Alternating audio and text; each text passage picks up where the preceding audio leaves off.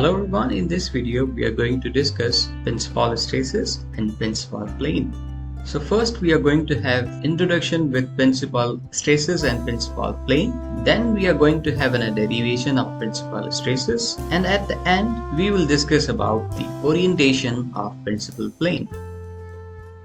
So let's first discuss about principal stresses and principal plane. So the planes on which only normal stresses are acting, it means there is no shear stresses there. Those planes are called principal planes, and the normal stresses which are acting on that principal planes are called principal stresses. Like here you can see we have an element from the loaded object where we can see that there is only normal stresses are acting, there is no shear stresses there. So these stresses are then called principal stresses, and these planes are called principal planes. Now principal stresses are of two types. One is major principal stress, and as the name suggests, this is the one where we are going to have the maximum stress. And there is another type of principal stress which is minor principal stress, and by minor we mean the stresses would be minimum. Now let's discuss how we can derive these principal stresses. As by the definition of principal stresses, we know that the shear stress will be 0. So if you recall the formula to calculate shear stress on any x dash y dash plane, this was the formula that we have discussed in the last video. So it means the shear stress is 0. So now replacing this equal to 0, then we will be having this equation. Now let's simplify this equation. This whole term is negative if we shift on the other side, let's say on the left side, so this term will then be positive. So let me quickly write it down, this positive term, and keeping this side as same. Now you can see that on one side we have sine 2 theta and on other side we have cos 2 theta. So we can write this equation in this way as well, like keeping sine 2 theta as it is and shifting this cos 2 theta on this side, so dividing it with cos 2 theta, and then we have shear stress as same, and this will be now shifted on the right hand side, so it will be in the division then. Now for the derivation of principal stresses, we will take help from the trigonometry. So this sine 2 theta or cos 2 theta is actually tan theta. So then this equation can be written as tan 2 theta is equal to same. Now we can represent this equation in terms of a right angle triangle like this way. How we did it? Because we have angle as 2 theta, so we know that anything in the numerator will be perpendicular, in the denominator that will be the base. So same I have did it. Moving on further. So in this right angle triangle, we have perpendicular, we have base, so we can then have the hypotenuse as. So I keep it to you that how I did it. Now why I'm doing this? Because this will help us in having the derivation of principal stresses. Now if we recall the equation of the normal stresses at a plane which is rotated by theta counterclockwise. So these were the two equations that we have derived in the previous video.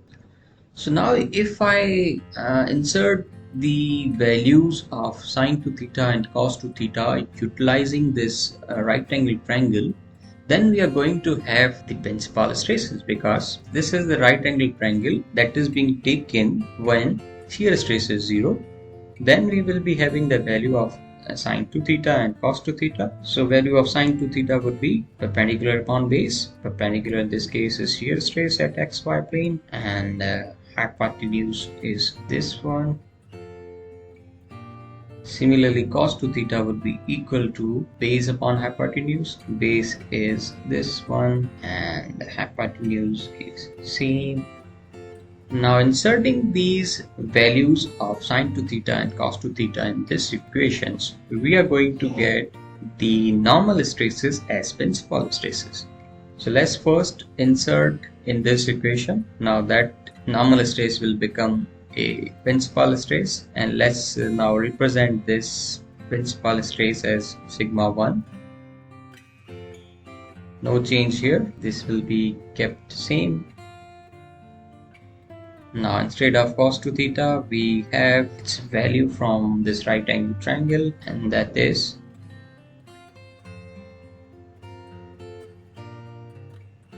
instead of sine 2 theta, we have its value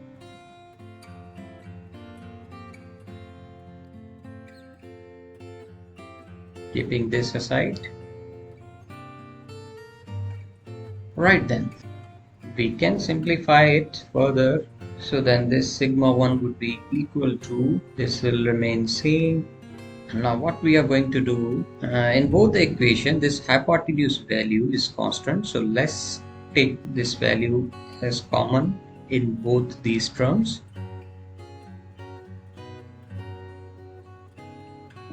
So in this term, then we are being left with the square of sigma x minus sigma y by 2 and the square of tau xy. Right then, so here you can see that this term and this term are same. Then we can write this equation in this way as, so then we will just be left with this term. So what I did actually, I converted this term into x. Then what we will be having then, x over under root x. So we can write x as 2 times under root of x. So then 1 will be cancelled and then we are just being left with 1 under root. That's what I did. So what we got now, we got with the equation of one principal stress, and this is the equation. In a similar way, we can have another equation by putting the value of sine 2 theta and cos 2 theta in this equation. So if you compare these two equations, and the difference is that of only this negative sign. So if we take this negative sign as common, then we will be having the same as this equation. So there will be only one difference of this negative sign.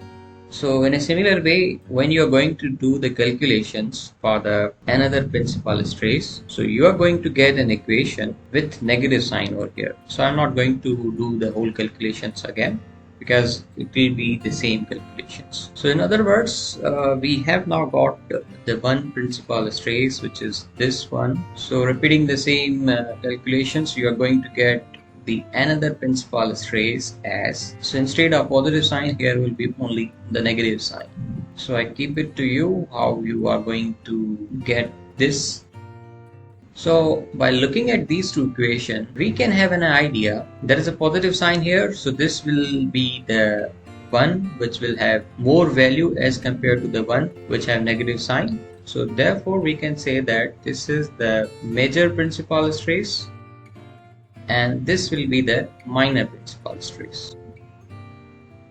So now we have got the equations of major and minor principal stresses. Now let's move on to have the orientation of major and minor principal plane. So this was the initial state where we are being given with the normal stresses in x direction and y direction, and also we are being given with the shear stress on x and y plane. So we just have converted this into the in-plane principal stresses where we are not going to have any shear stress like the one that you can see here. Now we want to have the orientation. It means this angle is required. So taking the same right angle triangle where this theta is required. So using the tan theta formula, which will be equal to tan 2 theta tau xy. So then by taking the inverse of tan, that will be equal to then 2 theta.